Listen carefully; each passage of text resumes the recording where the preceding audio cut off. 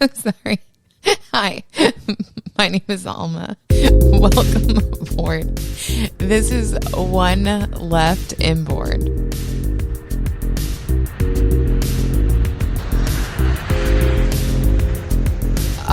That was the wrong button on this deck. Still very funny. Anyway, hi, my name's Alma. This is One Left Inboard. Thank you for joining me. I've had quite an eventful past couple weeks that I want to share with you.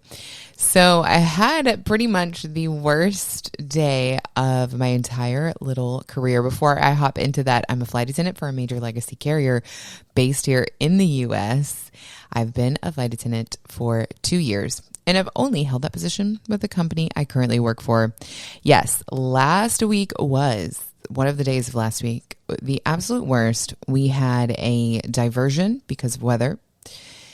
And then we had a total of 8 hours plus delay for our arrival into our originally scheduled airport. So we also had a physical altercation on board during the deplaning for the diverted to airport. We had the threatening and intimidation of one of my flight attendants. I don't mean to say my flight attendants. I was serving as flight leader, one of the flight attendants that I served as flight leader for. We had on the replaning, the reboarding to go from where we diverted to where we were originally supposed to land. Aggressive body contact with a completely separate flight attendant, with a completely separate passenger. So there was the group that intimidated and threatened a flight attendant. Then we had a passenger who pushed another passenger. And then we had a completely separate third removal. So crazy. I don't like any of that. Of course, once we were finally able to get everybody back on board, close the door, and push back, we were delayed for 2 more hours where we spoiled these passengers, giving them anything they could ask for, of course, letting them be about the cabin. And then when the captain comes over and says, good news from the flight deck, we've been cleared for departure. Flight attendants, please prepare the cabin for departure. What do you think happened, flight attendants? What do you think? Do you think everybody snapped to, buckled in, got ready 7 hours into the delay? No. 2 of them got up and went to the bathroom. When we were parked just shy of our gate at our originally scheduled arrival airport, and the captain said, so sorry for another delay. Should be only a few moments, waiting on ground crew to come out and guide us in. Please remain seated with your seatbelt securely fastened until I'm parked at the gate and turn off that seatbelt sign. What do you think they did? Right. They went to the bathroom. Ellos son animales. Sorry for my very bad Spanish. But that I know that phrase for a reason. They are, in fact, animals sometimes. So that was that. I had a few people that were incredibly kind, but after the couple of hours of a delay on the taxiway, they started to kind of lose it. And then that fueled the fire for some other person to just be like, why didn't you let us get our luggage so we could, make alternate plans? And I was like, I'm so sorry, sir. I know that our flight deck crew members worked incredibly hard to get that passenger a stroller for his child. But other than that, if those ground crew members were not instructed to or not able to remove all that luggage, put it through baggage claim, where every single passenger, even those wanting to remain on board once we were allowed to get you guys back here, would have to go out of security, claim that luggage, come back through security for a flight that they weren't really even scheduled for. Because we weren't supposed to go from that airport to our original arrival airport. So they have no boarding pass for that. But if you're asking me, Alma, why Alma didn't go below wing to sift through. Oh, the green one, the bright green. No, I'll be right back. Go down and grab your luggage. Well, I think you don't know how any of this works, and I think you still wouldn't know if I explained it to you. Oy vey, indeed. It was quite harrowing. I held it together. I was filmed for the first time. I have some convictions about the things that I said. I did not curse, and I was not doing any finger wagging. But it's still, nobody likes to be filmed. I have always told myself, as soon as somebody comes on board to take a passenger away, this is the very first time this has ever happened, that I would be away. That is not what I'm not supposed to do that. That person that came to do that is who's supposed to do that. And I should step out of the way, step aside, and be busied with other important tasks. And I was somehow remained involved with this whole debacle. Very briefly, the passengers that were intimidating and threatening the flight attendant were quite upset. They had same day plans. I won't get too far into how that was never going to happen for them, but we were landing about an hour and 15 minutes, or an hour and rather 30 minutes prior to these plans. And from where they were leaving to go and get to their rental or even the spot to take an Uber, it was just not going to happen on time. I'm not happy about that. I'm not excited about that. I'm just saying that it was not for the high stakes thing. It was not a great idea to do same day travel. However, nobody can anticipate holding for 50 minutes only to be denied clearance to land, divert, and be a total of 8+ hours delayed. So I'm not saying they should have known. However, they got pretty rowdy, and they deplaned as normal, and we just had them become inadmissible for the reboarding process. So that was without incident. The other woman pushed a passenger. Her husband got involved with it. She pushed a male passenger. I think there was a language barrier. I think this passenger understood me as saying, come off as quickly as possible, try to reconnect from this airport, because if you make it to your original arrival airport, you will have missed your connection. There will be no additional flight for the night. Nobody was getting off the plane. It was very strange. Nobody was getting off the plane. I darted from the front to the back when one of the flight attendants called to say they're fighting. She just heard a commotion, didn't see anything. So I dashed back there. People are just sort of frozen. Even people who can't see what's happening. Very confusing. I ended up sort of having to exercise some of that drill sergeant and, politely just say, thank you for choosing our airline. Get your things and move forward off of the aircraft. Continue to move forward until you are off of this aircraft. Thank you for choosing our airline. Crazy. I hate that. I do not like any of that. So I was back there. All that had broken up by then. I was later told about the physical contact by another passenger and also the gate agent. So that person was already back for a reboarding. We had a small discussion, led me to believe that person was not interested in keeping the peace, and that person was removed. Of course, her spouse and pretty well, certainly old enough to fly alone, potentially, young adults.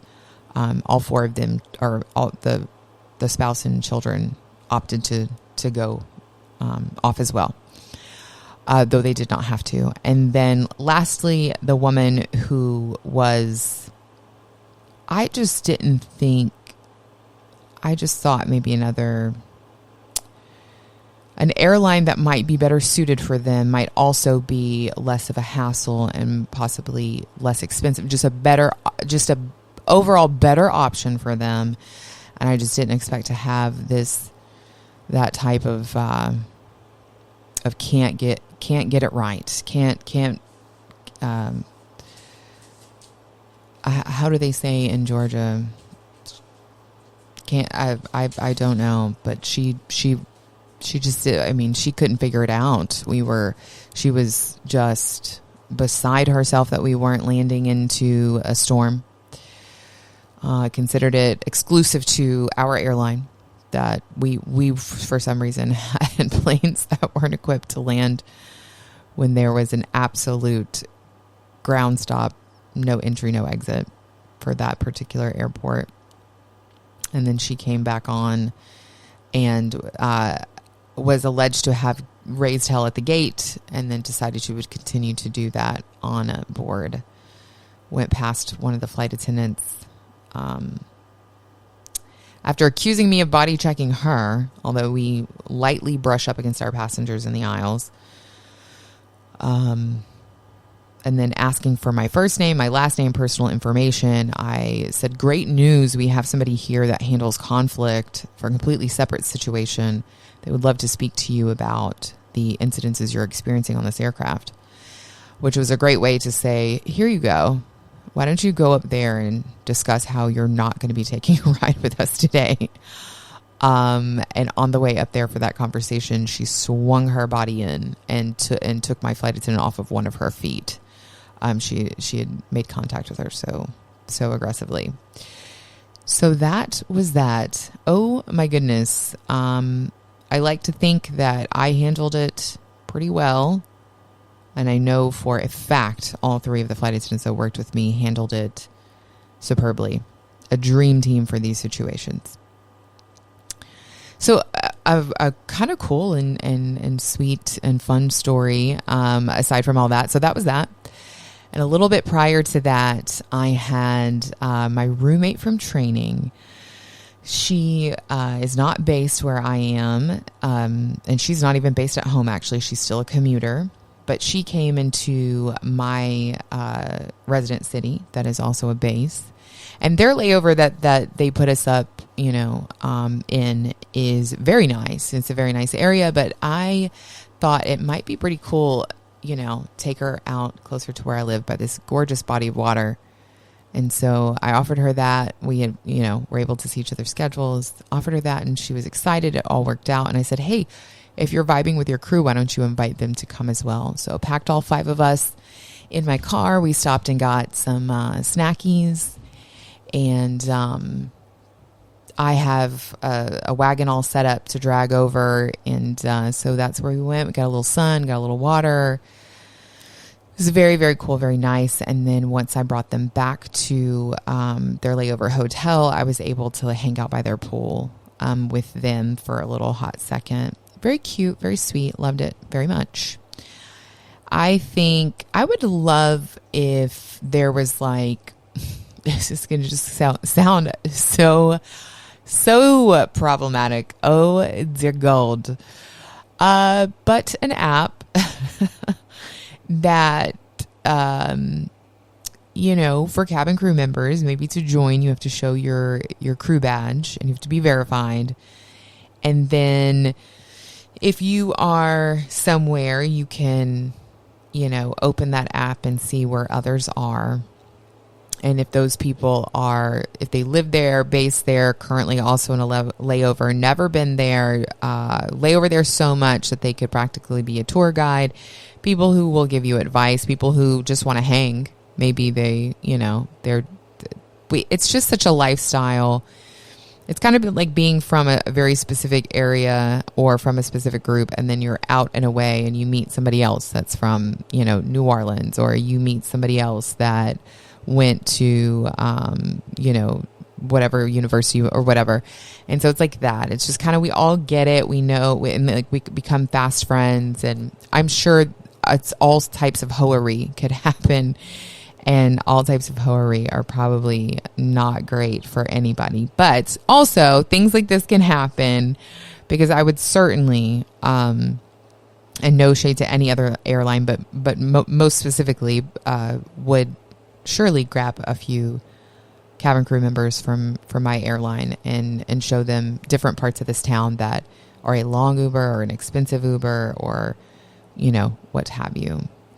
And I'm sure there are other people that feel the same. So I think that would be really cool. I wish that it's happened to me before. I think in Houston, Texas, and I made incredibly fast friends with a couple flight attendants from a whole different airline.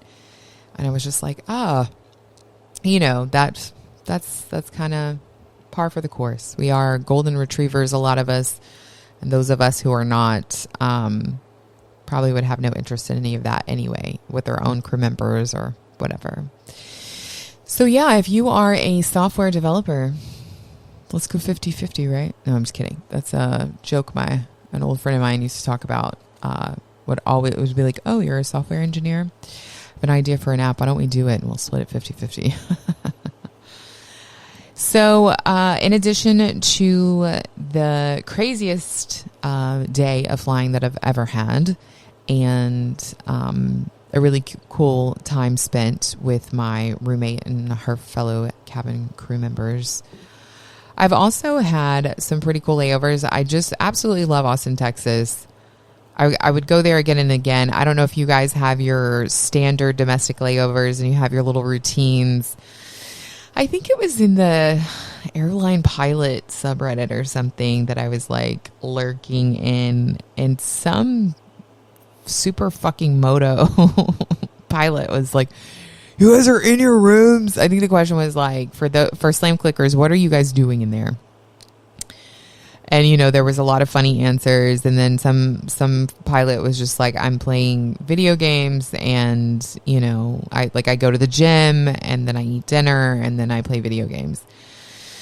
Whatever. Like, I've spent all day with this other person in the flight deck. I'm not necessarily interested in spending more time with them as much as I get along with them or not. And this moto guy was like, how, like, you have this fortunate lifestyle where you're able to be about the world, and how dare you waste your time this way, etc. And I'm like, dude, maybe they're in fucking Cleveland. Like, maybe they're in Columbus. Maybe they're in Philly.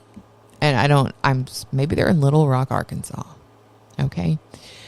Maybe that's where you do, right? I feel like we all have those places, or just time of arrival where it is a slam clicky. I get the depressies.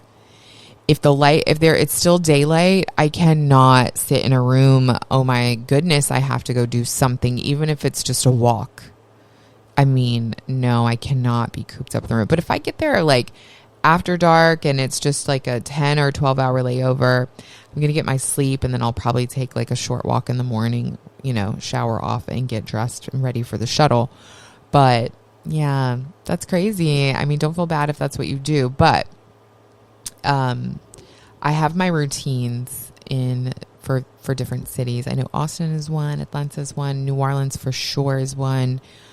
San Francisco as well, LA, certain areas of LA, because I think we have 3 different layover spots. I still want to bring my skates to the Strand in Redondo area. That would be very fun. Bust my ass in public. It's cool. I do it at home all the time. But yeah, I had some cute little layovers and just sort of re-solidified my whole routine. I talked a lot about meal prep and stuff like that on my other episodes, and really exercised all those principles of like packing when it made sense, what it made sense, how much of it, all that good stuff. So I am thinking about reevaluating my setup. I think that the lunch bag that I have is very tall and problematic, but we'll see. Anyway, I want to say thank you so much for joining me today. That was all that I had for this episode. This has been One Left Inboard, and as you already know, my name is Alma.